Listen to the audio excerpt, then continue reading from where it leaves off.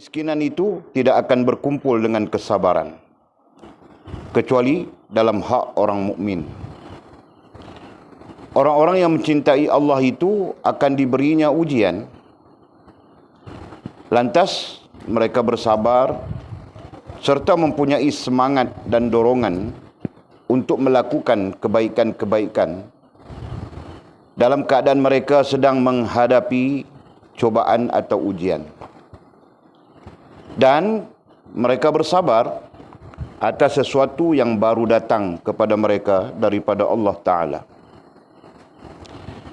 Andai kata bukan kerana kesabaran, nescaya kamu tidak akan melihat aku di sisimu sebagai seorang yang menjaring burung dari suatu malam ke malam yang lain.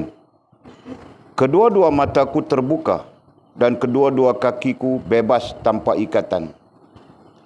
Pada siang hari mataku tertutup dan kedua-dua kakiku terbelenggu dalam suatu perangkap. Semuanya itu aku lakukan adalah demi kebaikan kamu semua. Sementara kamu tidak mengetahuinya, andainya tidak diredai oleh Allah. Semuanya itu adalah kerana taat kepada Allah. Jika tidak, apakah ada orang yang berakal yang melakukan ikatan di negeri ini dan bergaul dengan penduduknya, sedangkan di kalangan mereka telah merebak sifat riak, munafik, kezaliman, serta banyaknya harta syubhat dan haram. Begitu ramai orang yang mengingkari nikmat-nikmat Allah dan menggunakan nikmat itu untuk melakukan perbuatan maksiat dan kezaliman. Malahan ramai pula orang yang lemah di rumahnya dan menjadi orang yang bertakwa di kedainya. Ada pula orang-orang yang etis dalam minumannya, mengaku seorang yang jujur dalam jabatannya. Seandainya bukan kerana adanya hikmah, yakni kebijaksanaan, nescaya akan aku utarakan kepadamu mengenai apa yang ada di rumahmu. Tetapi aku mempunyai beberapa dasar yang memerlukan bangunan dan beberapa orang anak yang memerlukan pendidikan. Seandainya aku membukakan sebahagian daripada rahsia yang ada pada aku, maka ia akan menyebabkan berlakunya perpisahan antara aku dengan kamu semua. Aku amat memerlukan dalam menghadapi semuanya ini, sedangkan aku berada di dalamnya kekuatan para nabi dan rasul. Aku memerlukan kesabaran yang dimiliki oleh orang yang terdahulu, semenjak Nabi Adam hinggalah masa kini. Aku memerlukan kekuatan Tuhan. Ya Allah, aku berharap kepada perlindungan-Mu, pertolongan-Mu dan redha-Mu. Amin ya rabbal alamin. Okey, kita masuk kepada majlis kedua, kitab kita Al-Fathur Rabbani ila Faidhur Rahmani, dengan versi terjemahannya menjadi kekasih Allah Subhanahu wa taala. Masuk kita pada fasa yang kedua ini, sinopsisnya adalah kita dituntun, dibimbing oleh mursyid kita Maulana Syekh Abdul Qadir Jailani rahimahullah ta'ala untuk masuk ke dalam padang takdir. Untuk masuk ke dalam padang takdir. Ini belajar semua sudah ni.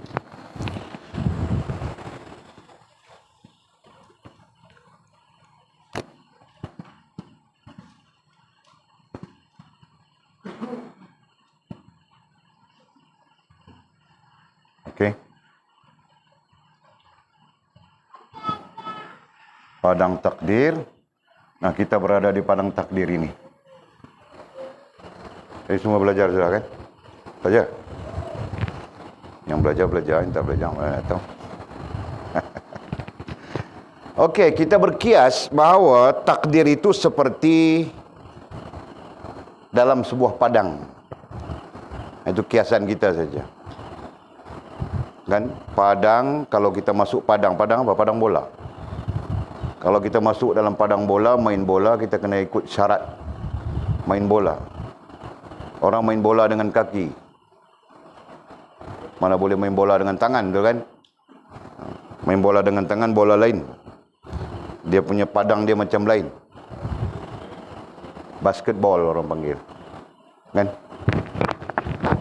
Jadi, takdir itu umpama sebuah padang. Umpama sebuah padang yang kita berada di dalamnya. Kita berada di dalam padang itu. Dan kalau kita berada di dalam padang itu dengan tujuan bermain bola, maka syaratnya syarat bermain bola. Kalau kita berada di padang itu dengan tujuan main hoki, maka syarat main hoki. Jelaskah? Nah, ini belajar semua sudah ya kamu orang. Okey. Jadi apabila kita berada di dalam padang takdir, kiasan kita ya, sama ada kita faham ataupun tidak faham, hakikatnya memang kita sedang berada di padang takdir itu. Kan? Nah, pertama, kita perlu faham ada syarat-syaratnya. Itu pertama ya. Syarat-syarat. Kan? Yang kedua, kita perlu faham implikasi. Berarti ada dua hal besar di situ. Satu syarat, yang kedua implikasi. Implikasi ataupun kesan. Faham tak? Syarat apa? Kita berada dalam padang takdir. Syaratnya apa? Belajar sudah semua orang ni. Ni orang-orang Sabah ni. Apa syarat berada di padang takdir? Rantau.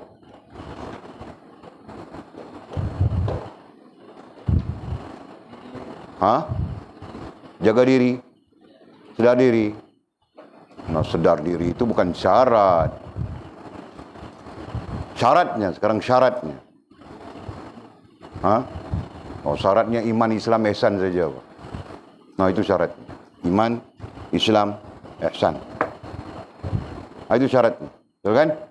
Nah, kau berada di dalam padang takdir itu dengan iman, Islam dan ihsan, kau selamat. Nah, implikasinya kau selamat. Tetapi sekiranya kau berada di dalam padang takdir itu dengan tanpa iman, Islam dan ihsan, nah implikasinya kau tidak akan selamat. Jelas kah? Nah, sekarang mursyid kita Maulana Abdul Qadir Jalani rahimahullah ta'ala melalui majlis kedua ini mau mengajar kita bagaimana melalui padang takdir itu supaya kita selamat. Selamat bukan saja di dunia, bahkan selamat sampai kepada negeri yang kekal abadi, yaitu akhirat. Nah, berarti kita akan belajar dua hal melalui majlis kedua ini. Atau mungkin kita belajar banyak hal yang kita akan kutip daripada sana. Tetapi secara induknya kita akan bercakap, kita akan belajar dua hal. Pertama, kita belajar syarat-syarat dalam melalui padang kehidupan itu. Dan yang kedua, kita melihat implikasi. Implikasi dengan implikasi dalam mengikut syarat dan implikasi dengan tidak mengikut syarat ketika kita berada di dalam padang takdir itu. Nah, padang takdir itu adalah kehidupan. Dengan nah, bila kita sebut kehidupan, kita sedang hidup, bukan mati. Ya kan? Bahkan mati itu pun satu kehidupan. Bilang alam barzah. Kan? Dan sampai ke akhirat nanti pun kehidupan. Ya kan? Jadi kehidupan. Okey. Jadi berhati-hati ya. Mudah-mudahan kita tidak terlepas pandang ya.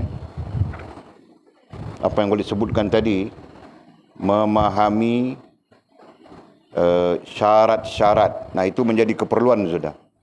Syarat-syarat dalam kehidupan. Nah, perhatikan. Kata musannif rahimahullah ta'ala, keingkaranmu kepada Allah akan membuat engkau tersingkir daripadanya. Nah, itu ayat pertama. Keingkaran. Keingkaran. Nah, kita pun faham kan, keingkaran tidak perlu diterjemah-terjemah lagi. Cuma keingkaran itu adalah percanggahan. Sebagai penjelasan ya. Keingkaran adalah percanggahan dengan Allah Subhanahu wa taala dan Rasul. Jadi dhabitnya keingkaranmu ai percanggahan dengan Allah Subhanahu wa taala dan Rasul. Nah, bilangnya di sini kepada Allah, tidak menyebut Rasul. Nah, kita langsung menyebut Rasul kerana Rasul menyebut apa yang datang daripada Allah Subhanahu wa taala. Gitu kan? Wa ma yantiqu 'anil hawa in huwa illa wahyun yuha. Baginda Nabi kita Muhammad sallallahu alaihi wasallam tidak bercakap dengan hawa nafsu. Nah, dia bercakap menurut wahyu Allah Subhanahu wa taala. Nah, ini berarti apa yang Nabi cakapkan adalah apa yang diwahyukan oleh Allah Subhanahu wa taala kepadanya. Jadi tidak salah untuk kita mengatakan keingkaranmu. Nah, keingkaran kepada percanggahan dengan Allah Subhanahu wa taala dan Rasul. Dengan nah, ayatnya keingkaranmu dalam teks Arabnya pun sama saja. Mu berarti kita. Nah, jadi pandangan perlu diberi kepada kita sendiri. Jelas ke? Pandangan ya, boleh gunakan istilah pandangan. Nah, pandangan datang dari mana? Dari pemikiran. Pemikiran datang dari mana? Nah, pemikiran datang dari akal. Jadi nampak susurnya. Okey? Nah, pandangan. Okey, keingkaranmu, percanggahanmu kepada Allah Subhanahu wa taala dan Rasul akan membuat engkau tersingkir daripadanya. Akan membuat engkau tersingkir, terkeluar daripadanya, majlisnya.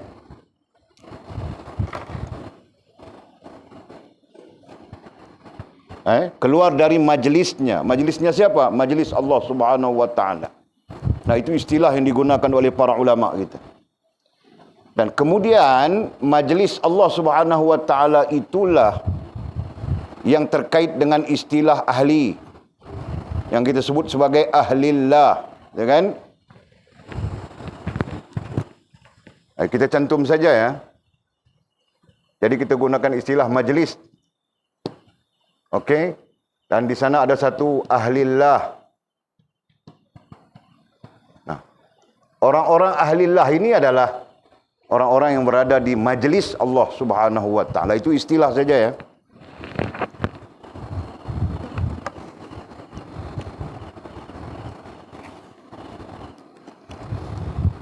Nah, ulit ulang ayat. Keingkaranmu kepada Allah, percanggahanmu kepada Allah Subhanahu wa taala dan Rasul akan membuat engkau tersingkir daripadanya, tersingkir daripada majlis, terkeluar daripada ahlillah. Nah, itu kita sebutkan.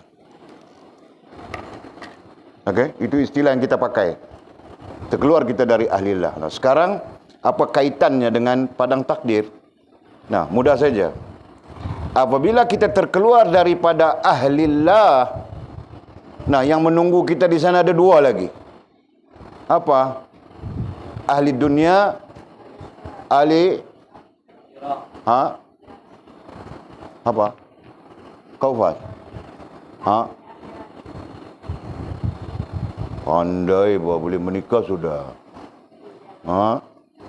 Tidak mau lagi? Bah, mau bah. Tidak. Okey. Yang menunggu kita ada dua lagi. Ahli dunia yang terkait dengan di dalamnya nafsu dan sebagainya, dan ahli akhirah yang tetap ada kelemahan pada perbincangan kita kan.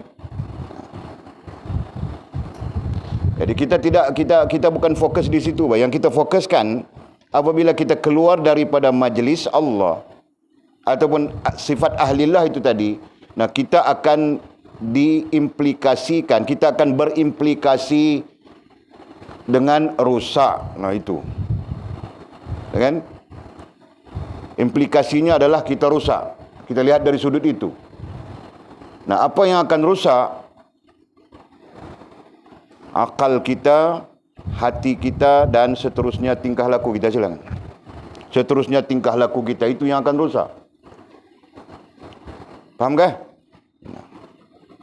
Jadi sebab itu kalau kita lihat, ya, kalau kita perhatikan persekitaran kita, nah, orang-orang yang keluar daripada majlis Allah, nah, dia perlahan-lahan akan rusak, terlibat dengan hal-hal yang rusak lah kan. Nah, itu keadaannya. Macam boleh cerita, ada seorang kawan Walid, orang masjid dia.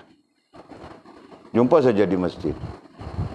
Bila dia keluar daripada masjid, berarti meninggalkan masjid,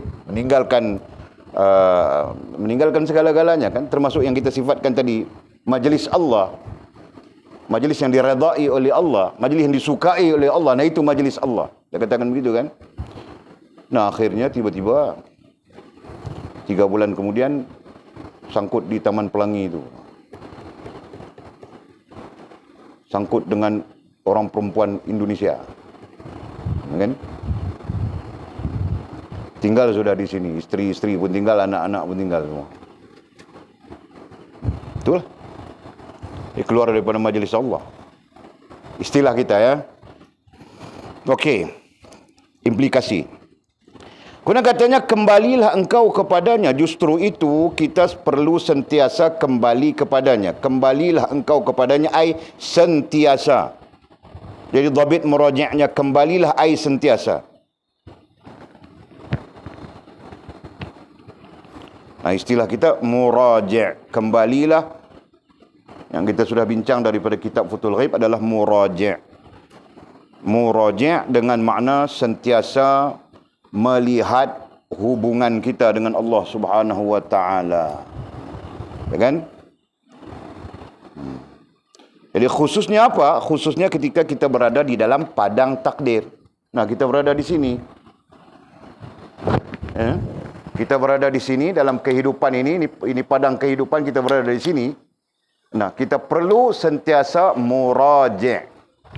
Perlu sentiasa kembali. Nah, kembali itu, Walid takut kamu orang salah faham. Nah, kembali daripada Bukit Selambau ke Sabah. Nah, itu kembali. Kan? Nah, jadi bukan itu. Sebab itu kita lebih menggunakan istilah muraji'. Nah, muraji' dengan makna merujukkan diri kita kepada Allah Subhanahu wa taala. Jadi banyak hal yang terkait dengan muraji' itu. Antaranya adalah minta ampun. Kan? Tapi kita dalam konteks keseluruhan yang lebih luas, skala lebih besar, muraji' adalah sedar diri. Ya. Muraji' artinya sedar diri. Kembalilah ai muraji' engkau kepadanya. Nya siapanya? Allah Subhanahu wa taala. Nah, kembali kepada sedar diri. Karena sedar diri itulah yang akan menghubungkan kita dengan Allah Subhanahu wa taala. Nah, itu pelajaran kita pada majlis pertama. Bincang sudah itu. Okey. Sebelum engkau dipukul dan dihinakan. Majaznya masih menggunakan majaz. Sebelum engkau dipukul dan dihinakan. Dipukul. Nah, Allah Subhanahu wa taala bukan pukul kita macam kita pukul orang. Kan? Dipukul di situ dengan apa ya? Dipukul ai kita baca di dalam kitab Futhul Ghaib kemarin, dihukum gitu kan, hukuman. Itu sebelum engkau dipukul ai dihukum dan dihinakan. Nah, apakah Allah Subhanahu wa taala akan menghukum dan menghinakan kita? Iya. Belajar sudah kita melalui syarahan berapa? Syarahan berapa? 45. Syarahan ke-45 Futhul Ghaib. Ada ujian yang sifatnya hukuman. Ada ujian yang sifatnya apa ya? Tazkirah, peringatan. Ada ujian yang sifatnya Apa lagi? Lupa sudah. Ada ujian yang sifatnya membersihkan. Nah, ingat bah. Berarti ada ujian yang sifatnya membersihkan kita daripada kotoran-kotoran syirik, nifak dan fasik. Ada ujian yang sifatnya menyedarkan kita supaya kembali. Ada ujian yang sifatnya apa?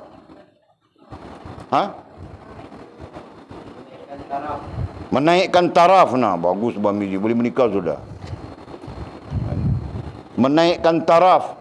Nah, dan ada ujian yang sifatnya yang kita sebutkan tadi. Nah, yang berarti kita rujuk saja dalam Futhul Ghaib itu. Nah, ada ujian-ujian yang bentuknya begitu. Nah, terkait dengan sebelum engkau dipukul. Nah, terkait dengan dipukul itu adalah dihukum. Ya kan? Sebelum engkau dihukum dan dihinakan. Nah, jadi berarti apakah Allah Subhanahu wa taala akan melakukan begitu kepada kita? Ya. Dalilnya kita baca dalam Quran. Selalu kita baca lepas solat. Kalau kita punya kesempatan untuk baca, apa? Qulillahumma malikal mulki tu'til mulka man tasha wa tanzi'ul mulka mimman tasha wa tu'izzu man tasha wa tuzillu man tasha biadikal khair innaka ala kulli syai'in qadir. Selalu kita baca kan? Nah, itu dalil yang menunjukkan bahawa Allah Subhanahu wa taala meninggikan, menjatuhkan, menghinakan sebagainya. Ya kan? Jadi kita perlu sentiasa muraja'. Kita perlu sentiasa kembali kepada Allah Subhanahu wa taala sebelum kita dipukul, dihukum dan dihinakan. Sehingga engkau akan dikuasai oleh liku-liku kehidupan yang penuh petaka dan kesengsaraan. Ini terjemahan ini tidak benar. Salah. Boleh cek sudah tadi. Sehingga engkau menguasai, bukan dikuasai. Ini yang kita belajar daripada, bila kita belajar ya, kita yang menguasai keadaan, bukan keadaan yang menguasai kita. Bila kita belajar itu.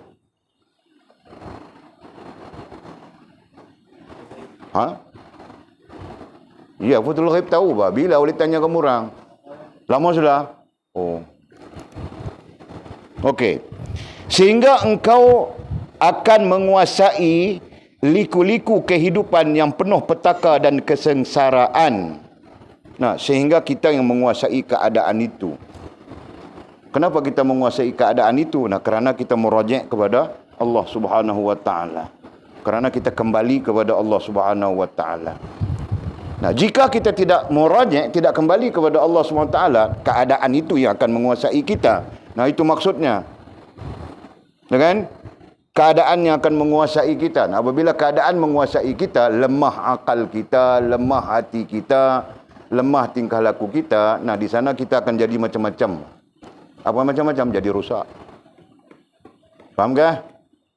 Nah, itu yang terjun jambatan dan sebagainya. Kes putus cinta saja terjun jambatan. Ya kan? Orang pandai putus cinta saja terjun jambatan. Banyak kes sudah. Jadi Walid Arab kamu orang, kalau ada yang putus cinta jangan terjun jambatan. Ada yang sedang bercinta kah? Tiada? Tiada? Aku tahu bah siapa. Walaupun kamu orang tidak bercakap, tidak bercerita, tapi aku tahu bah siapa yang sedang dilamun cinta. Aku tahu bah. Okey. Betul sudah Sehingga engkau akan menguasai, oleh itu dihazafkan. Engkau akan menguasai liku-liku kehidupan yang penuh petaka dan kesengsaraan. Nah, penuh petaka itu seperti mana kita bincang daripada kitab Futhul Ghaib. Nah, ujian gitu kan. Hidup itu sendiri adalah ujian, dan ujian itu dalam 3 yang kita istilahkan. Sama ada ianya malapetaka. Nah, petaka itu malapetaka, Yang kedua, musibah. Dan yang ketiga, bala bencana. Betul kan?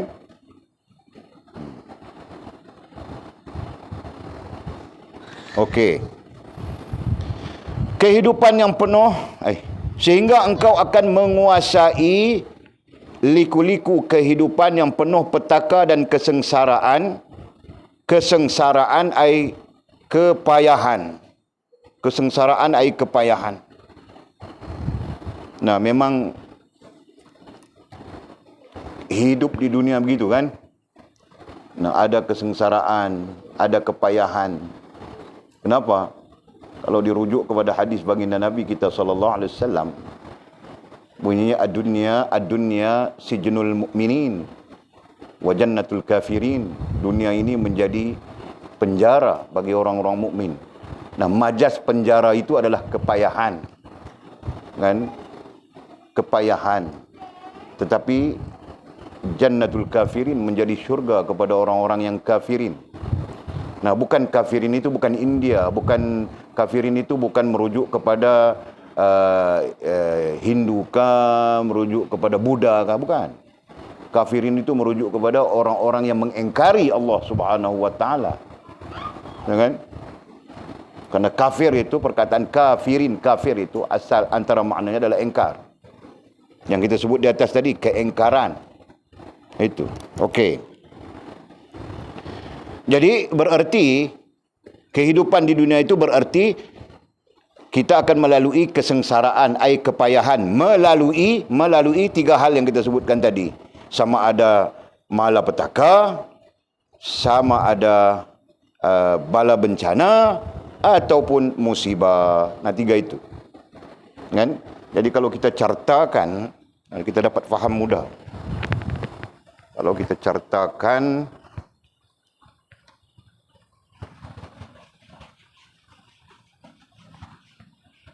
ini kan, kehidupan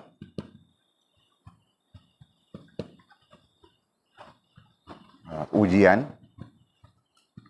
Nah, ujian itu ada tiga bentuknya, tiga istilahnya. Satu, apa kita sebut tadi? Ujian itu malapetaka. Nah, di kitab kita, di terjemahan itu tulis petaka saja ya. Yang kedua, bencana. Dan yang ketiga, musibah. Nah, sama saja. Kan?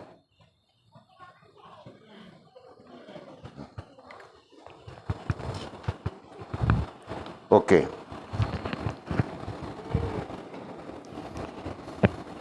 Jadi, dengan sebab itu orang-orang yang melalui kehidupan ini penuh kepayahan saja. Ada yang mau menikah tapi tidak boleh menikah sebab COVID. Ada yang macam-macam kan. Ada yang bercinta-bercinta begitu-begitu, putus cinta. Ada yang angan-angan mau jadi fairy tale. Terbang dia. Macam-macam kan. Ada yang angan-angan mau lari ke Bangladesh. Mau ikut Bashir Ahmad. Okey. Jadi macam-macam. Okey. Jadi kita faham sudah yang kita sebutkan tadi. Okey. Kehidupan, ayatnya terkait kita. Kehidupan yang penuh ujian dan cobaan. Datang lagi ayat menjelaskan kepada kita bahawa kehidupan ya, penuh dengan ujian ya. Ujian kita tulis sudah. Ujian, cobaan itu satu hal. Dan ujian dan cobaan itu dalam bentuk. Itu kita tulis. Malapetaka, bencana atau musibah. Nah, dalam klasifikasi kita musibah itu yang paling kecil. Ya kan? Nah, jangan sampai kau putus tembakau saja kau bilang musibah sudah. Aduh, musibah ini malam. Kenapa putus tembakau? Okey. Ketika engkau merasakan hidangan petaka, ketika engkau merasakan hidangan petaka. Nah, ini terjemahan ini pertama sekali teks Arabnya klasik ya. Bahasa Arab klasik, bahasa Arab penuh dengan sastra. Jadi kemudian diterjemahkan pun mau ikut sastra juga. Jadi dia pun menggunakan istilah seperti itu. Nah, ketika engkau merasakan hidangan petaka, ketika engkau merasakan hidangan petaka. Nah, lebih mudah adalah ketika engkau menghadapi. Itu lebih mudah kan? Ketika engkau merasakan menghadapi. Nah, menghadapi hidangan. Nah, hidangan itu sendiri menghadapi kan? Nah, malapetaka. Ketika engkau menghadapi malapetaka, bencana atau musibah, maka di sana tidak akan engkau rasakan sedikit dosa pun katanya. Maka di sana itu merujuk kepada ketika engkau menghadapi malapetaka, ketika engkau menghadapi bala bencana, ketika engkau menghadapi musibah, maka di sana tidak akan engkau rasakan sedikit dosa pun. Tidak akan engkau terkena sedikit dosa pun. Nah, engkau rasakan itu terkena. Kena, terlibat. Nah, itu maksudnya. Jadi betulkan ayatnya. Jadi ayatnya begini. Ketika engkau berhadapan dengan malapetaka, maka di sana tidak akan engkau terkena sedikit dosa pun. Nah, maksudnya begitu. Jadi ketika kita berdepan dengan malapetaka, mudah-mudahan kita tidak terkena dosa. Kenapa? Karena kita berada di dalam majlis Allah. Nah, itu kita kait tadi kan? Dan sekiranya kita tidak berada di dalam majlis Allah, nah datang malapetaka, di situ yang menyebabkan kita semakin berdosa. Jelas ke? Semakin hanyut kita, semakin rusak kita. Datang musibah, semakin hanyut kita, semakin rusak kita.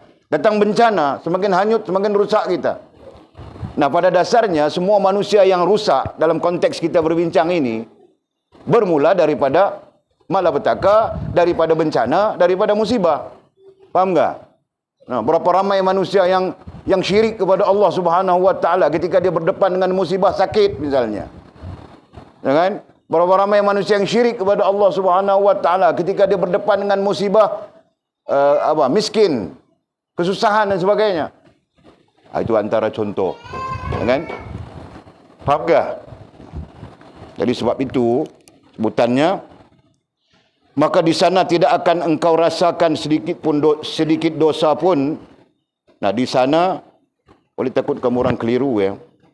Janganlah engkau maka di sana tidak akan engkau rasakan sedikit dosa pun. Baca Mizi kau punya dhabit.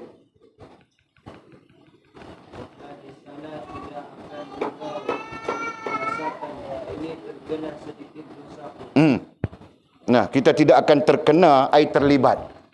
Nah, dengan musibah itu, oleh kerana kita berada di dalam majlis Allah, itu istilah kita ya, maka kita terselamat daripada dosa. Nah, maksudnya apa yang berlaku kepada kita dalam padang kehidupan, sama ada malapetaka, bencana atau musibah, tidak akan menyebabkan kita rusak dengan Allah Subhanahu wa taala.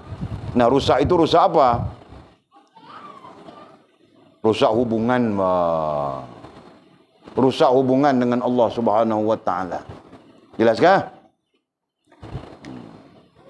Kaum di sini main ikut-ikut sedap saja. Faham tak aku tanya apa? Okey. Janganlah engkau terlalu gembira dengan apa yang engkau perolehi. Oleh itu mubtada' mahzufnya.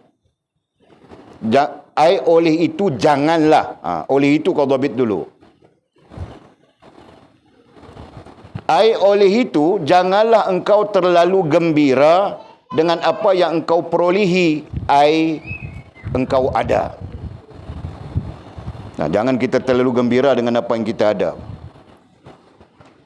Nah, sisi lain, jangan kita terlalu gembira dengan keadaan kita. Faham tak? Nah, Syok saja. Macam kebanyakan orang sekarang syok saja. Hidup dalam keadaan syok. Betulkah kita perlu hidup dalam keadaan syok saja? Kan? Kalau kita fikir mati, kalau kita fikir akhirat kita, bagaimana kita berdepan dengan Allah Subhanahu wa taala, atau bagaimana kita berdepan dengan akhirat. Nah, kita bilang akhirat itu ada berapa? Beriman dengan hari akhirat belajar sudah berapa? Ada 6. Nah, kita fikir bagaimana mau berdepan dengan 6 keadaan itu. Nah, tidak ada gembira. Betul kan? Ini boleh syok saja. Syok pasar malam. Syok mall. Syok Tesco. Syok Simat. Nah, dulu masa ada komik kerja pergi Simat saja. Diam-diam pergi simat, diam-diam pergi simat. Jadi sebab itu aku buang, aku tahu perangai itu.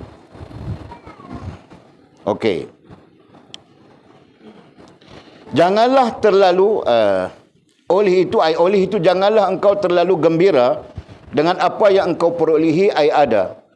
Kerana ia adalah sesuatu yang akan musnah dalam waktu dekat. Kerana apa yang kau rasa ada, apa yang kau miliki, apa yang kau ada, kau miliki, akan musnah dalam waktu dekat. Akan musnah. Apa maksud akan musnah? Nah, itu tidak perlu terjemah. Kan? Umur kita pun akan musnah, waktu terdekat. Yang paling dekat dengan kita adalah kematian. Nah, berarti yang akan musnah itu paling dekat dengan kita adalah mati, kan? Jadi kita seronok apa? Kita seronok apa ya? Walaupun kadang-kadang fikir mau cakap susah. Seronok apa? Manusia seronok apa? Apa yang manusia seronok? Walaupun tidak tahu. Sekarang Mizi dia seronok ikan dengan anjung. Dia main ikan sampai tidak fikir mati. Betul bah? Jadi seronok main ikan sampai tidak fikir mati. Macam mana fikir mati? Subuh jam 7 belum bangun lagi. Jadi kalau orang fikir mati, kan? Nah, ini cerita saja, tidak ada kena-mengena dengan yang hidup maupun yang telah mati. Faham tak?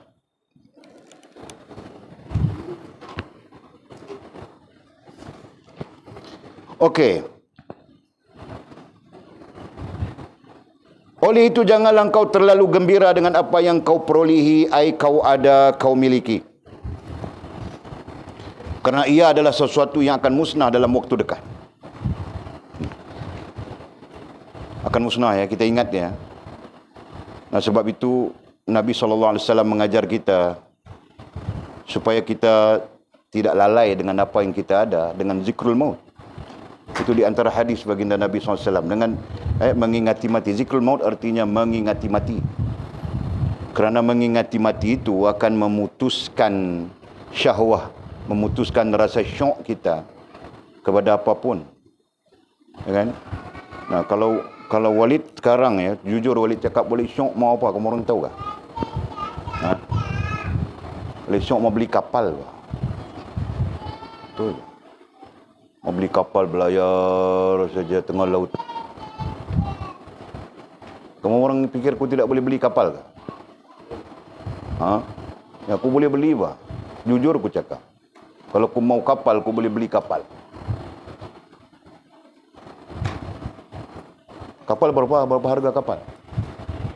RM20. Kau ni jual biar betul bah. Kapal RM20. Kapal apa RM20? Ha? Bau ni. Aku lihat sudah harganya 2.5 juta.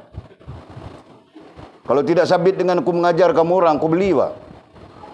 Tahu tak? Faham tak? Kalau tidak sabit dengan aku mau mengajar kamu orang, aku mampu beli pak 2.5 juta. Kamu percaya kah? Kamu kalau aku cakap bohong pun kamu orang percaya.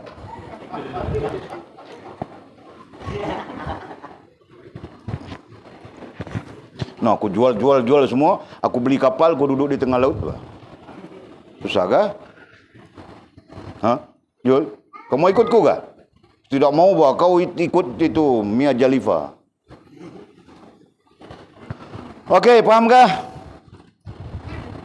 Nah, ingatlah. Nah, di sana musannif, mursyid kita mengingatkan kita kepada firman Tuhanmu. Tuhan ya, bukan Tuham. Terjemahan pun. Ingatlah firman Tuhanmu yang berbunyi.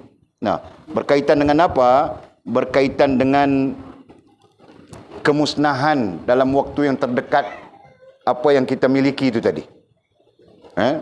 Nah, didatangkan firman Allah Subhanahu wa taala, a'udzubillahi minasyaitonir rajim. Falamma nasu ma dzukkiru bihi fatahna 'alaihim abwaaba kulli syai' hatta idza farihu bima utu akhaznahum baghtatan fa idza hum mublisun. Maksudnya tatkala mereka melupakan peringatan yang telah diberikan kepada mereka. Tatkala mereka melupakan. Nah, siapa yang akan lupa? Orang yang tidak berada di dalam majlis Allah yang kita sebutkan tadi. Atau orang yang bukan ahlillah. Itu kaitannya ya. Nah, orang ini mereka akan melupakan peringatan. Nah, sebab itu betapa pentingnya kita berusaha untuk meletakkan diri kita di dalam majlis Allah. Itu istilah ya. Ataupun ahlillah. Betapa penting.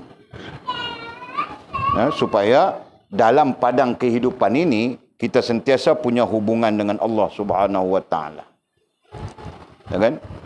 Dalam padang hidup ini, kehidupan ini kita sentiasa mempunyai hubungan dengan Allah Subhanahu wa taala dan hubungan itulah yang menyelamatkan kita. Jelaskah? Jadi tatkala mereka melupakan peringatan yang telah diberikan kepada mereka, lupa peringatan, para ulama mengatakan lupa hubungan. Dalam tafsir As-Sawi, Imam As-Sawi menafsirkan melupakan peringatan ai melupakan hubungan dengan Tuhan.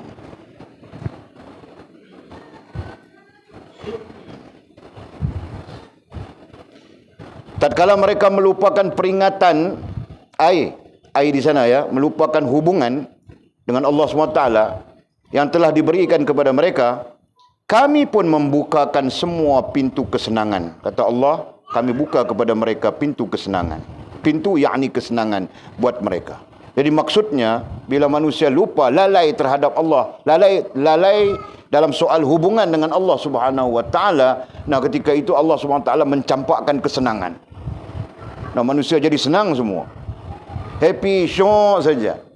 Dan perlahan-lahan mereka rusak. Begitu maksudnya. Sehingga apabila mereka bergembira dengan apa yang diberikan kepada mereka.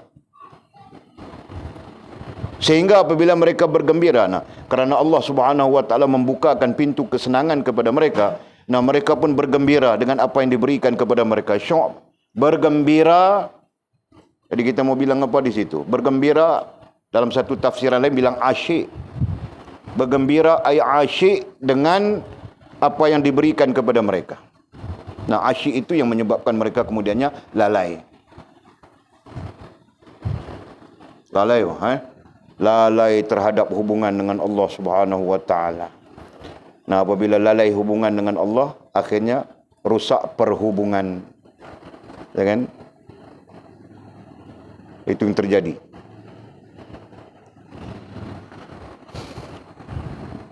Sehingga apabila mereka bergembira dengan apa yang diberikan kepada mereka, kami akan merenggut daripada mereka dengan secara tiba-tiba. Kami akan merenggut. Faham tak? Merenggut ini kalau ikut kamus merampas. Meragut kah tulis itu? Ini sini merenggut kan?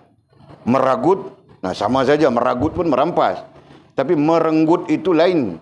Merenggut dengan ragut, dia bahasanya sama saja, merampas. Tapi merenggut lebih lembut daripada meragut. Sebab itu dalam undang-undang kita, meragut dikira jenayah. Kan? Jenayah Seksyen 53. Tahu tak? Seksyen 53. Kamu orang mana tahu seksyen-seksyen? Aku tahu lah. Aku belajar. Contohnya kan? Seksyen 53A, 53B, 53C. Sabit kesalahan, nah kau boleh dihukum penjara 15 tahun. Nah itu meragut. 53C, kerana kau meragut itu mendatangkan bahaya nyawa, nah kau boleh dihukum sama dengan membunuh. 53C. 53C ada kurungan 1, kurungan 2, kurungan 3. Aku belajar buat sikit-sikit sebab aku mau bunuh orang kan. Jadi aku belajar. Ya apa? Aku tengok dari filem Tamil tu. Jadi kamu orang kalau mau buat jahat pun belajar. Ini mau buat jahat tidak belajar. Jadi aku tahu saja siapa yang jahat itu. Okey. Kami akan merenggut. Nah, merenggut di sini lebih lembut. Yang kalau disilahkan adalah perlahan-lahan begitu, ya kan? Kalau meragut itu merampas gitu kan. Nah, merenggut itu perlahan-lahan diambil. Faham tak? Itu merenggut.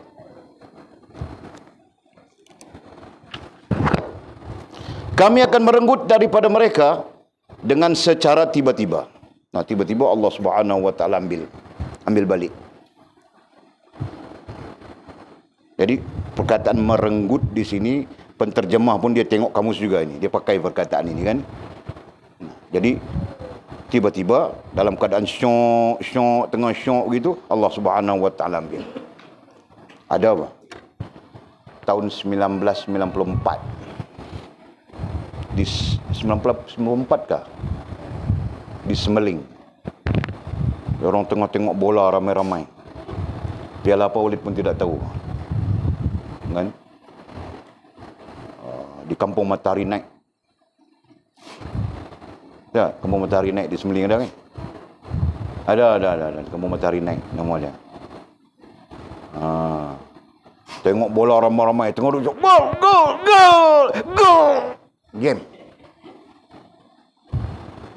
Jam tahu ke jam? Nah, air dulu lah. Boleh bersakit tekak.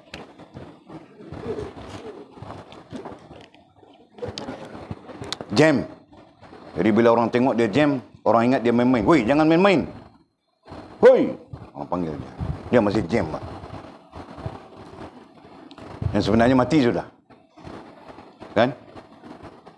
Jadi kawan-kawan yang sama-sama tengok bola ni, kau biar betul aku terajang kau sekarang. Ada yang mau sepak, ada yang mau terajang, ada yang bilang jangan main-main dan sebagainya.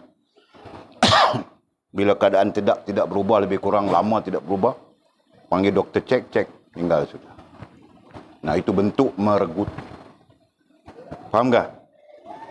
Nah, tengah syok, tiba-tiba Allah Subhanahu wa taala jemputnya. Faham tak? Nah, kita takut sebegitu. Kita tengah syok, tiba-tiba Allah Subhanahu wa taala mengambil kita. Begitu juga keadaannya dengan hal-hal yang kita sebutkan tadi. Tengah syok, tiba-tiba Allah datangkan malapetaka. Tengah syok, tiba-tiba Allah SWT datangkan musibah. Allah SWT datangkan bencana. Ya kan? Ada seorang kawan, dia lawyer. Syok pergi ke Korea. Duit banyak kan? Lawyer duit banyak. Pergi Korea dia. Syok pergi Korea, pergi sana, pergi sini. 3 bulan kemudian dia pulang, anak dia hilang. Anak perempuan hilang. Cari sana, report polis semua. Bila cek ke immigration, rupanya anaknya berada di Korea. Kan? Anaknya tahu macam mana mau pergi ke Korea, beli tiket dan sebagainya, pergi ke Korea. Kan? Bersama seorang lelaki Korea dan ikut agama orang Korea itu. Contoh. Nah, dia syok tadi kan? Syok bawa anaknya pergi Korea, tengok itu Korea, hebat Korea. Nah, akhirnya anaknya terpengaruh dengan Korea dan ikut lelaki Korea. Nah, itu musibah kan? Nah, itu kita kategorikan sebagai musibah. Nah, Allah tarik kejap. Nah, begitulah kiaskan kepada harta benda dan sebagainya. Allah, ya Allah. Maka ketika itu mereka terdiam berputus asa. Nah, ketika itu, nah bila jadi begitu, mereka terdiam, terbungkam, terdiam, berputus asa. Terdiam artinya tidak dapat berkata apa lagi. Kan? Tidak boleh berkata apa lagi, tidak tahu berkata apa lagi, dan berputus asa. Nah, putus asa berarti putus daripada Allah Subhanahu wa taala. Kan? Wala taqnatu min rahmatillah, janganlah kamu putus asa daripada rahmat Allah. Nah, putus asa itu berarti putus rahmat Allah Subhanahu wa taala. Surah An'am ayat 44. Nah, ayat ini didatangkan oleh musannif sebagai peringatan kepada kita dalam padang kehidupan yang kita berada. Kan? Dalam padang kehidupan yang kita berada ini. Tidak kira apa, Walid 52 tahun sudah pada padang kehidupan. Yang paling lama sekali Pak Haji Napiah antara kita berada dalam padang kehidupan. Ada lagi kah antara kita? Tidak. Nah, lain-lain kamu orang belas-belas tahun saja dalam padang kehidupan. Okey? Nah, dalam padang kehidupan ini, nah peringatan diberi kepada kita oleh Syekh, oleh musyrif kita. Nah, kita perlu ada hubungan dengan Allah Subhanahu wa taala. Secara secara psikologinya, secara tasawufnya, kita perlu ada hubungan dengan Allah Subhanahu wa taala yang diistilahkan majlis Allah itu tadi ataupun ahlillah itu tadi, kan, dengan banyak muraja'.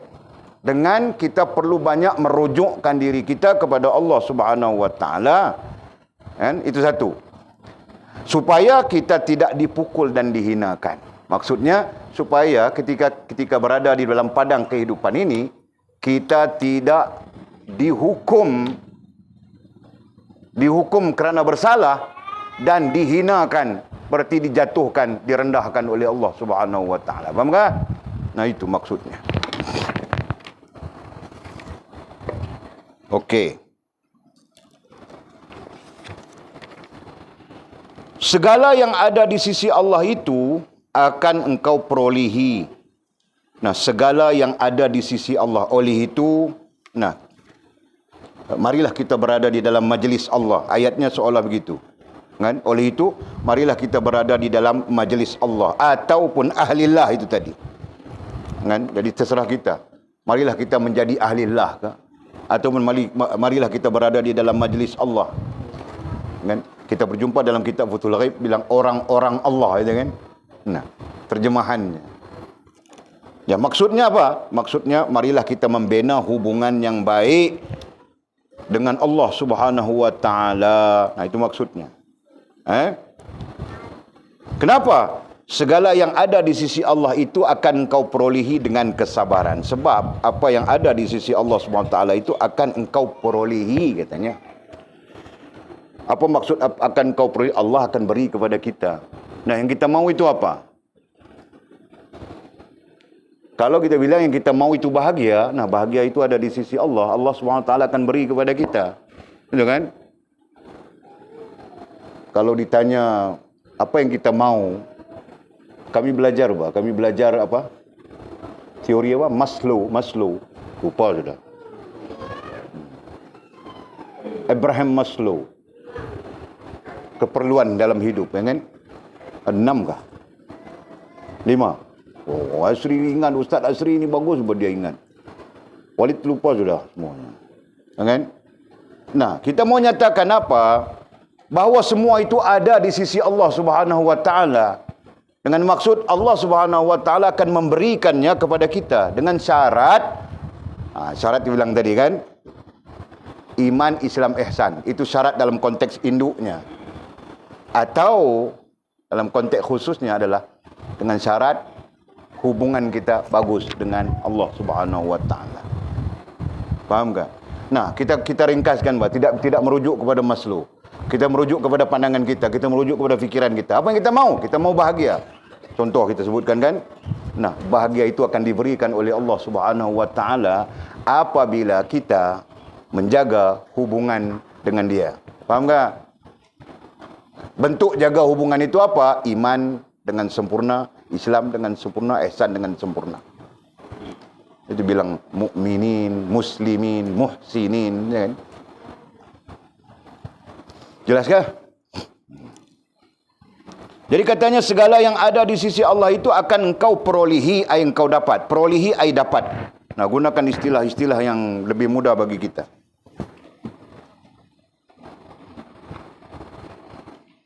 Jadi macam mana kita mau dapat? Jaga hubungan kau dengan Allah Subhanahu wa taala. Yang kitab kita istilahnya majlis Allah. Ataupun kita cedok daripada kitab Futhul Ghaib, ahlillah. Dengan syarat kita menjadi ahli Allah, orang-orang Allah. Istilahnya begitu. Kan? Okey. Kemudian katanya dengan kesabaran kuncinya. Kita belajar sudah daripada kitab Futhul Ghaib, kuncinya adalah sabar. Gitu kan? Sabar itu menjadi kunci kepada kita mendapat apa-apa yang kita perlukan dan ada di sisi Allah Subhanahu wa taala. Nah, itu kita sebut begitu. Kan? Jadi contohnya kita perlu apa? Rezeki. Nah, rezeki itu ada di sisi Allah. Ya kan? Nah, jaga hubunganmu dengan Allah dan sabar. Ya kan? Nah, di mana Allah mengajar kita tentang hubungan dan sabar? Wasta'inu bis sabri was salah. Itu di antaranya. Ya kan? Wasta'inu bis sabri was salah. Mintalah pertolongan Allah Subhanahu wa taala dengan sabar dan sembahyang. Dengan salat. Salat itu hubungan. Salat itu perhubungan. Kan? Hubungan dan perhubungan. Nah, di sana sabar. Kan? Ada lagi Pak. Innallaha ya'murukum apa? Lupa sudah dalilnya. Nah, cukup memadai buat dalil kan? Okey. Jadi kunci kepada kita mendapat apa-apa yang kita perlukan dari sisi Allah Subhanahu wa taala adalah kesabaran. Nah, kita belajar sudah tentang sabar dalam syarahan ke-45.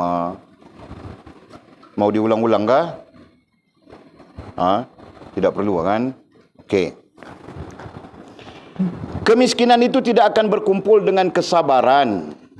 Kemiskinan itu tidak akan berkumpul dengan kesabaran.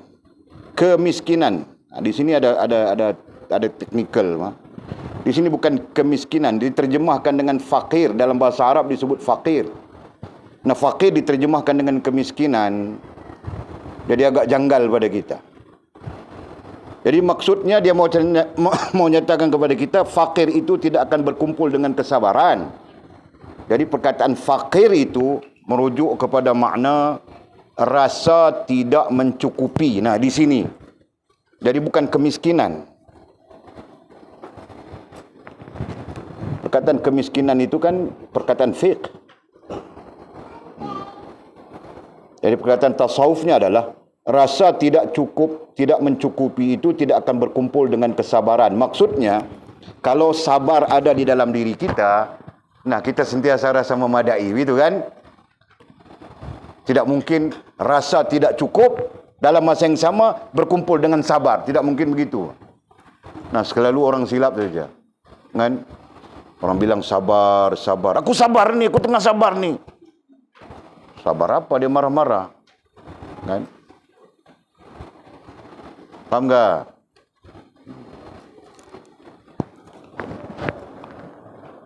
Kemiskinan, dhabit apa Mizi? Kemiskinan, dhabitnya ai rasa tidak mencukupi itu tidak akan berkumpul dengan kesabaran. Jadi tidak mungkin. Kenapa? Kerana sekiranya ada kesabaran di dalam diri kita, nah yang akan ada adalah rasa memadai. Gitu kan? Nah, memadai cukup. Memadai dengan kereta-kereta buruk. 6 biji kereta buruk, satu pun tak boleh jalan. Nah, memadai.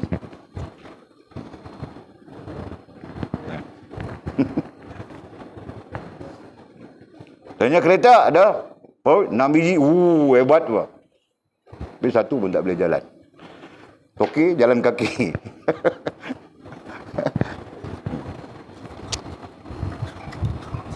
Kan rasa memadai.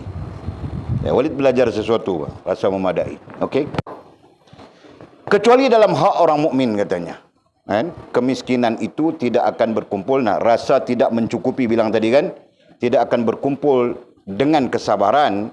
Nah, dalam satu diri, dalam diri kita, satu diri berkumpul sabar dengan rasa tidak cukup tidak mungkin. Kan? Tidak mungkin begitu. Jadi, yang mungkinnya apa? Yang mungkinnya sabar, ada kau sabar, kan kau sabar, atau kau rasa tidak cukup, rasa tidak memadai. Nah itu. Jelaskah? Itu saja mungkin. Kecuali dalam hak orang mukmin. Apa maksud kecuali dalam hak orang mukmin? Nah, maksudnya orang itu beriman. Nah, orang beriman sifatnya seperti kita sebutkan tadi. Sabar itu satu hal yang merendahkan rasa tidak cukupnya, gitu kan? Nah, apa maksud rasa apa? Kita sebut apa tadi? Rasa tidak cukup, rasa tidak memadai. Nah, itu kita sebutkan tadi. Dan rasa tidak memadai, rasa tidak mencukupi, artinya keluar daripada sifat yang kita belajar nanti, zuhud. Betul kan? Nah, tidak ada sifat zuhud. Nah, di situ. Sedangkan zuhud itu bagian daripada sifatul mukminin, bagian daripada sifat orang-orang yang beriman. Betul kan? Nah, sebab itu dia sebut di sini, kecuali dalam hak orang mukmin. Nah, orang mukmin dalam hak mereka, ataupun hak di situ maksudnya lebih tepat kita bilang sifat, bahkan sifatul mukminin. Uli bilang tadi sudah, sifatul mukminin. Hak orang beriman antaranya adalah zuhud. Nah, zuhud itu maknanya apa? Zuhud itu maknanya memadai dengan apa yang ada. Nah, yang menguatkan zuhud itu apa? Sabar. Betul kan? Faham tak? Ini belum raya lagi kau sibuk mau beli baju raya sudah. Order saja. JNT datang saja. Sekejap-sekejap JNT datang. Sekejap-sekejap JNT datang. Tengok-tengok Mimi punya baju raya tulis di situ. Kau beli baju raya kah? Ha? Sekejap-sekejap datang siapa yang selalu masuk sini? Ha? Ninja Van. Fast. Beli lipstick raya. Lipstick pun beli lipstick raya. Wah, kau. Aduh. Jadi memadai dengan apa yang ada. Okey? Orang-orang yang mencintai Allah itu akan diberinya ujian. Nah, baru kemarin kita baca daripada kitab Futhul Ghaib. Ya kan?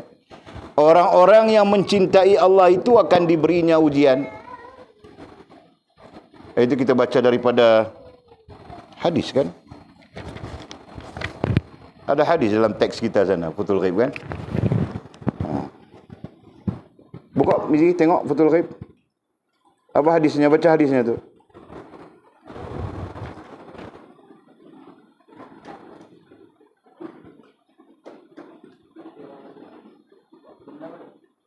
enam ke 45?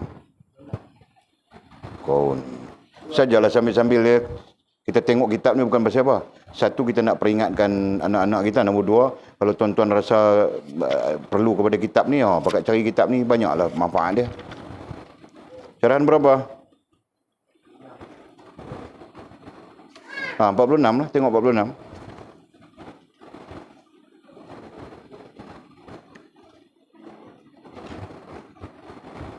Hai.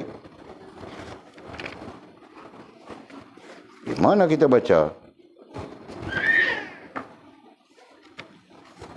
Oh, bukan di sana, di sini saja. Muka surat 15. Tengok muka surat 15.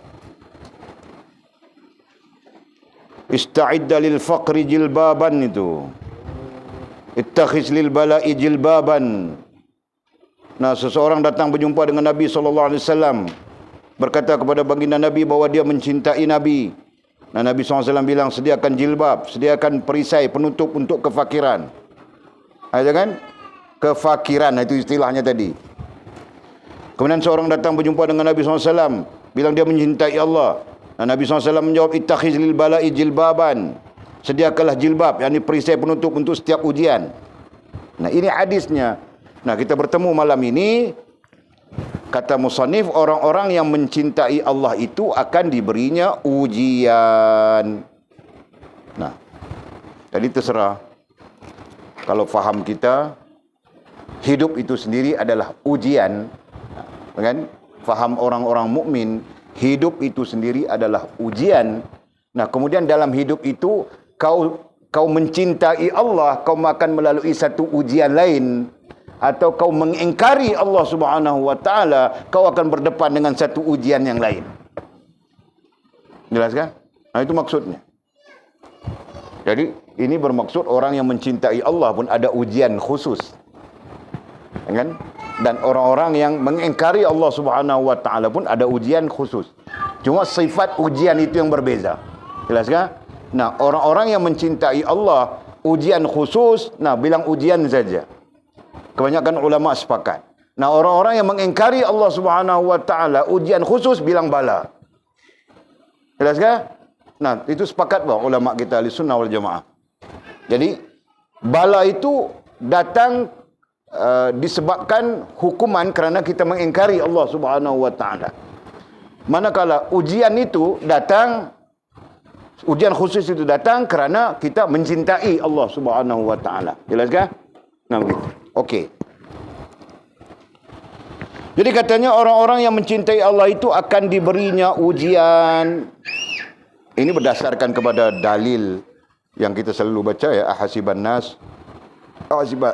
nasu an yutraku an yaqulu amanna wa hum la yuftanun. Dalil yang menyatakan bahawa tidak cukup dengan kita mengaku beriman, kan, melainkan kita tetap akan diuji oleh Allah Subhanahu wa taala.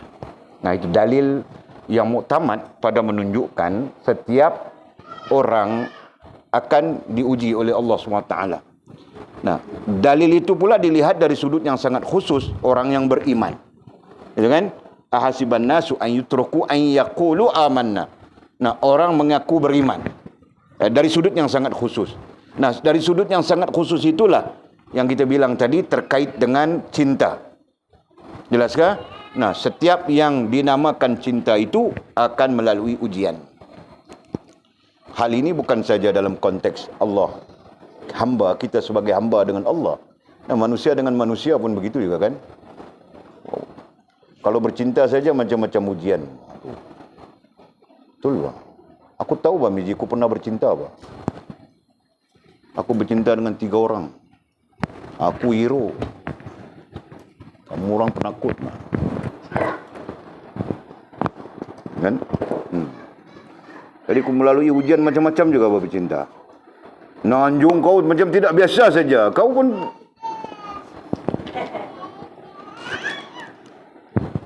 okey.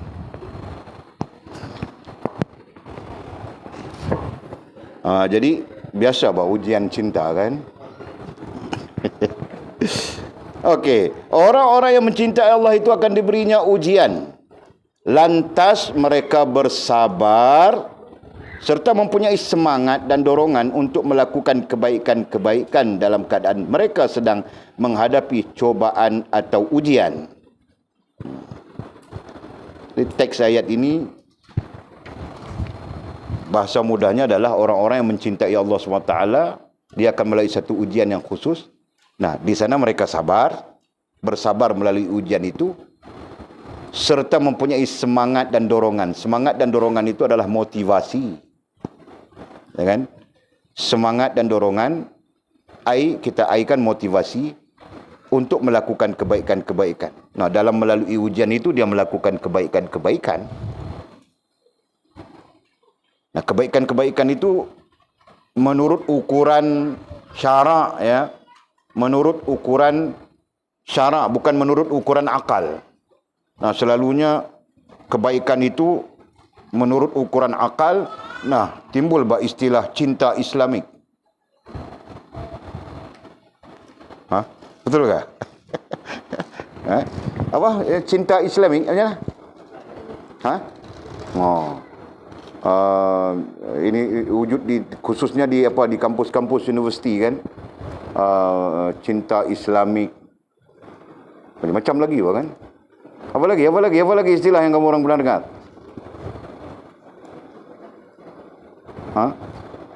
Selain dari cinta Islamik apa? Ha? Oh, merepet-repet saja Mizi bang. Dia merepet saja kau, ha? Okey. Wujudlah istilah-istilah yang sebegitu. Ya kan? Jadi kebaikan-kebaikan itu perlu diukur dengan syariat Allah Subhanahu wa taala. Perlu diukur dengan iman, Islam dan ihsan. Satu sisi, sisi lain perlu diukur dengan Al-Quran dan sunnah Nabi sallallahu alaihi wasallam. Bukan akal kita ya. Kalau akal kita, cinta Islamik itu bagus sudah. Jadi cinta Islamik berjumpa-jumpa, berdating-dating, kan? Kan itu cinta Islamik. Dating juga pak. Aku pun dating, tapi aku dating selepas menikah, kan? Lepas aku menikah aku dating saja. Okey.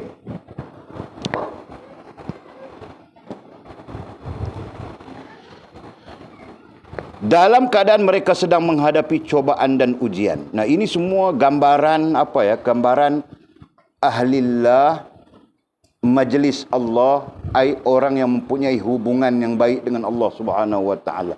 Itu gambarannya. Dalam arti kata yang lain, kita bercakap tentang padang takdir. Ketika berada di dalam padang takdir ini, kita mempunyai hubungan yang baik dengan Allah Subhanahu wa taala. Dengan hubungan yang baik itu diterjemahkan kepada 4 posisi, 4 keadaan. 1, keadaan ilmu. 2, keadaan sedar diri. Ya kan? Ketiga, keadaan berfikir supaya Allah menerima diri kita. Dan yang keempat, berfikir untuk sempurna hubungan dengan Allah Subhanahu wa taala. Itu 4 keadaan. 4 keadaan itu menggambarkan kita berada di dalam majlis Allah.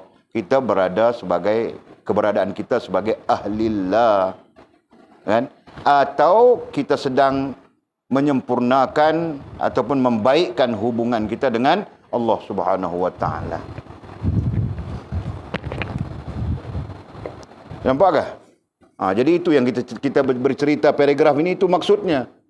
Orang-orang yang mencintai Allah. Di sana dia punya hubungan yang baik dengan Allah. Mencintai, hubungan yang baik sudah kan?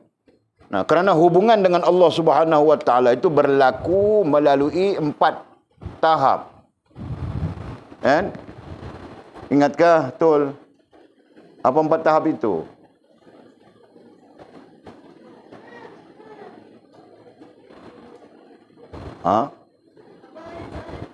Hubungan dengan Allah Subhanahu wa taala akan berlaku melalui 4 tahap. Apa 4 tahap itu?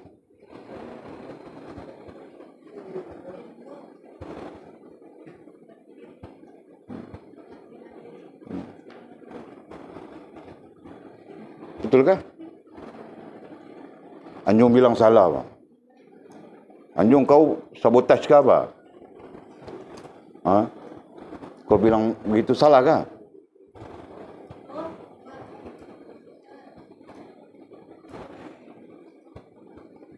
Walid tidak bilang apa lagi, tapi Anjung bilang salah sudah. Tarik balik. Anjung tarik balik. Bukan. Okey, bang. Okey. Apa? Kamu orang ni keliru, mau masuk makrifat dia ceritanya. Sebab itu Walid ulang-ulang Sebab itu Walid ulang-ulang. Walid tahu kamu orang akan keliru. Okey. Nombor 1 suka, nombor 2 sayang, nombor 3 kasih, nombor 4 cinta. Ada 4 tahap. Selalu Walid tulis menaik kan? Jadi Walid tulis 1 suka naik begitu kan? Okey. Ini 4 tahap hubungan dengan Allah Subhanahu wa taala. Bahkan kita boleh kias dengan hal-hal lain, hubungan dengan agama dan hubungan dengan sesama manusia. Kan? Kita boleh kiaskan saja. Ada hubungan yang tahap suka, ada hubungan yang tahap sayang, ada hubungan yang tahap kasih, dan ada hubungan yang tahap cinta. Semuanya kita yang tahu, kan? Kita masing-masing yang tahu. Aku dengan Allah, hubunganku dengan Allah tahap apa? Tahap sayang. tahap suka, tahap sayang, tahap kasih. Nah, kita tahap cinta, nah kita saja yang tahu. Kita masing-masing yang tahu. Nah, cuma di sana menuntut kita apa? Di sana menuntut kita jujur, bah, dengan Allah Subhanahu wa taala. Dari mana? Dari sedar diri. Jadi kita penuh sedar diri yang sebenarnya kita bukan mencintai Allah. Kita cuma suka-suka saja pada Allah Subhanahu wa taala. Misalnya, faham tak? Nah, kita sendiri sahaja yang tahu. Jadi, oleh kerana kita sendiri saja yang tahu, maka kita perlu perbetulkan. Kerana yang dituntut ke atas kita adalah mencintai. Betul kan? Dan manusia yang paling hebat mencintai Allah Subhanahu wa taala ialah baginda Nabi kita sallallahu alaihi wasallam. Dan dia menjadi teladan dalam urusan mencintai Allah Subhanahu wa taala. Gitu kan? Nah. Sampai-sampai apapun dia serahkan, termasuk nyawanya untuk Allah Subhanahu wa taala. Nah, kita mau bangun solat subuh saja pun kena bising dulu. Yang membezakan di antara mukmin dengan kafir itu adalah salat, baru lompat tu. Takut kafir. Kan? Kita sekali-sekali kita mau tengok dom. Esok pagi kita cek dom saya macam apa. Kan? Kita buat spot check. Pukul 4.30 kita tengok. Kita pergi tengok siapa yang solat tahajud.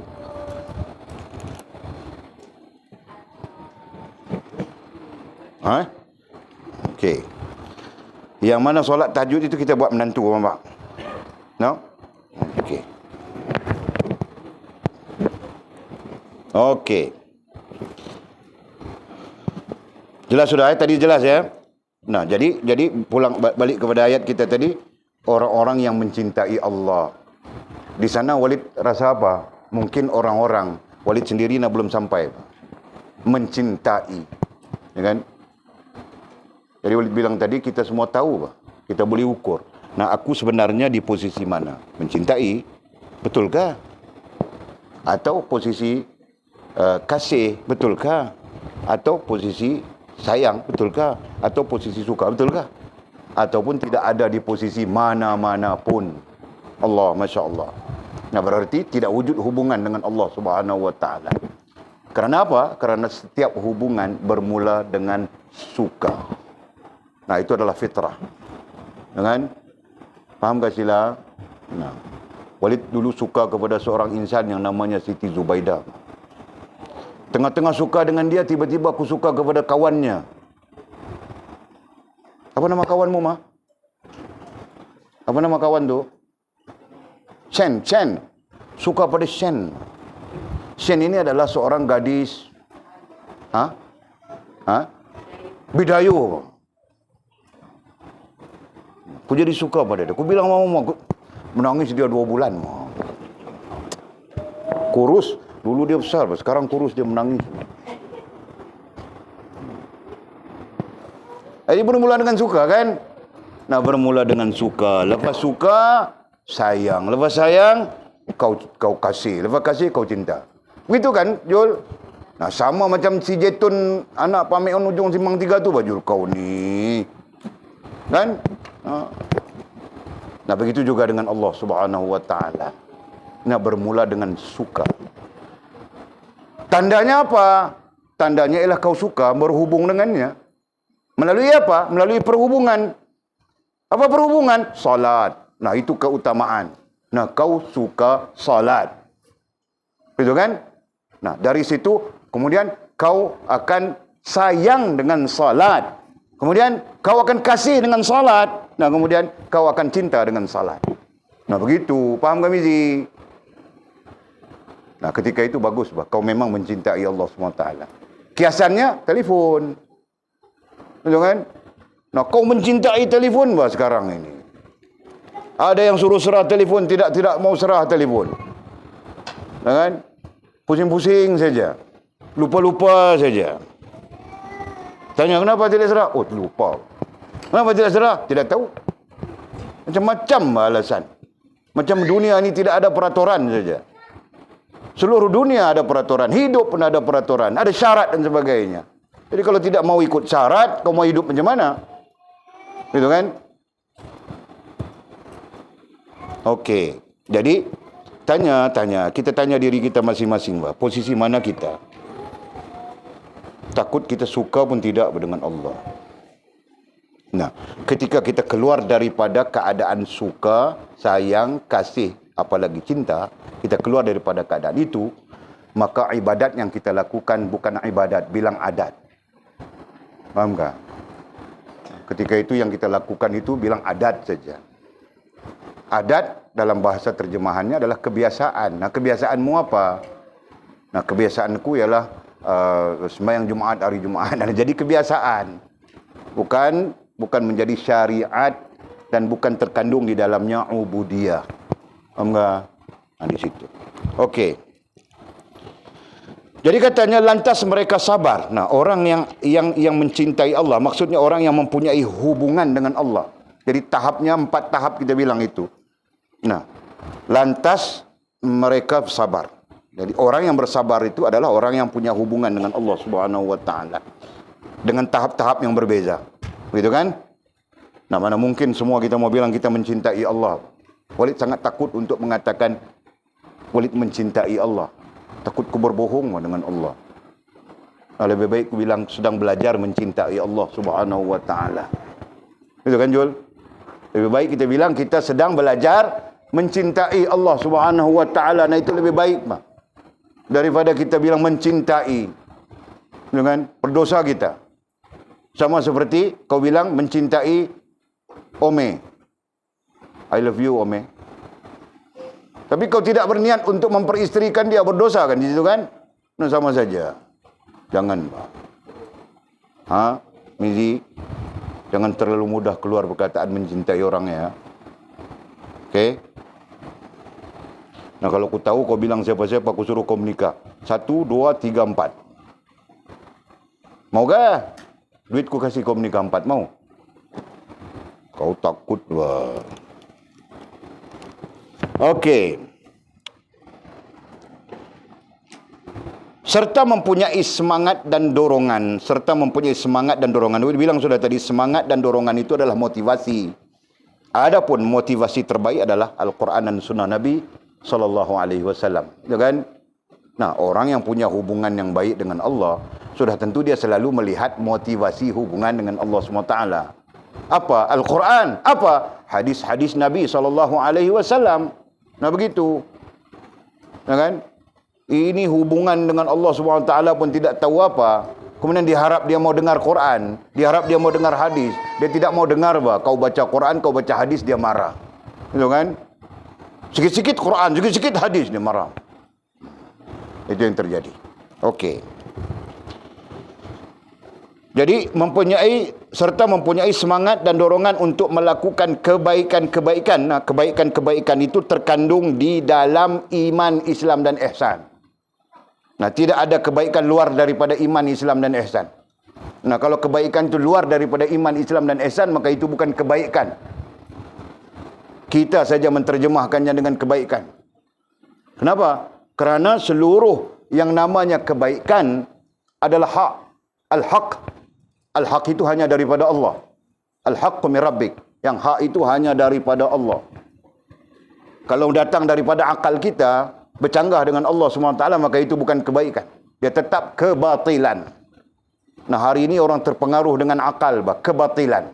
Terpengaruh dengan ideologi yang bukan daripada sumber Al-Quran, bukan daripada sumber hadis, sumber sunnah Nabi SAW.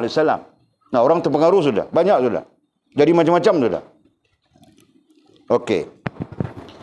Dalam keadaan mereka sedang menghadapi cobaan dan ujian. Nah, jadi itu dalam padang kehidupan kita bilang tadi kan, tetap kita akan laluinya. Dan mereka bersabar atas sesuatu yang baru datang. Dan mereka bersabar atas sesuatu yang baru datang kepada mereka daripada Allah Subhanahu wa taala. Apa maksudnya? Maksudnya selepas ujian ini ada ujian ini, selepas ujian ini ada ujian ini. Begitu kan? Nah, Walid pun ada ujian, bah. Sekarang datang ujian mau menikah lagi, kamu orang tahukah? Betul, bah, aku jujur bah cakap ni. Jadi kamu orang sebagai anak-anak sujukah, tidak sujukah, kasih tahu, bah. Jangan kasih tahu aku, kasih tahu mamamu, dia yang suruh aku menikah seorang lagi. Kau ni, Fad. Kau tanya apa? Kau mau marah aku saja, Fad. Aku nampak kau marah apa?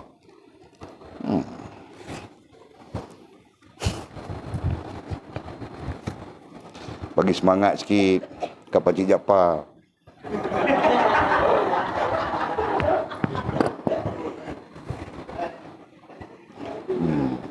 Okey.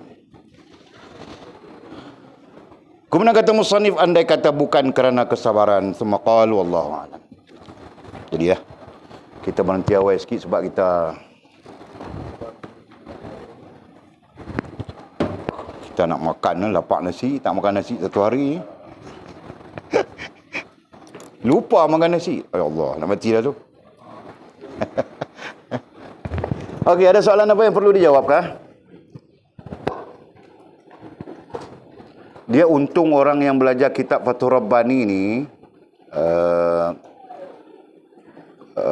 apa ya?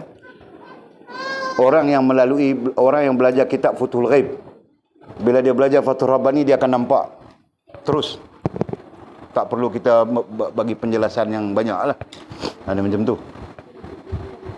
Sebab Fathur Rabbani ini dia merupakan pencerahan kepada Futhul Ghaib. Itu. Dalam ilmu diri. Berkaitan dengan diri kita. Okey, ada pertanyaan kah? Tiada. Mimi, kau ada mau tanya apakah? Tadi Walid nampak macam kau mau tanya saja. Oh, di belakang kau tu angkat tangan. Okey, tiada. Ada ni ya? Tu angkat tangan. Oh, angkat tangan baca doa. Oh, ya. Okey, bismillahirrahmanirrahim. Alhamdulillahirabbil alamin wassalatu wassalamu ala asyrafil mursalin sayyidina wa maulana Muhammad wa ala alihi washabbihi ajma'in. Allahumma iftah lana futuhal 'arifin warzuqna fahman nabiyyin waj'alna min ibadikas salihin. Allahumma hdina siratikal mustaqim siratal ladzina an'ama Allah minan nabiyyin was-siddiqin wasyuhada'i was-salihin. Allahumma rabbana iftah bainana wa bain qaumina bil haqq wa anta khairul fatihin. Allahumma a'inna ala dhikrika wa syukrika wa husna ibadatik. Allahumma faqihna fid din wa 'allimna at-ta'wil. Allahumma faqihna fid din wa 'allimna at-ta'wil. Allahumma faqihna fid din wa 'allimna at-ta'wil. Wa sallallahu ala sayyidina Muhammadin wa ala alihi wa sahbihi wa baraka wa sallam. Walhamdulillahi rabbil alamin. Taqabbalallahu minna wa minkum. Aqimis salat.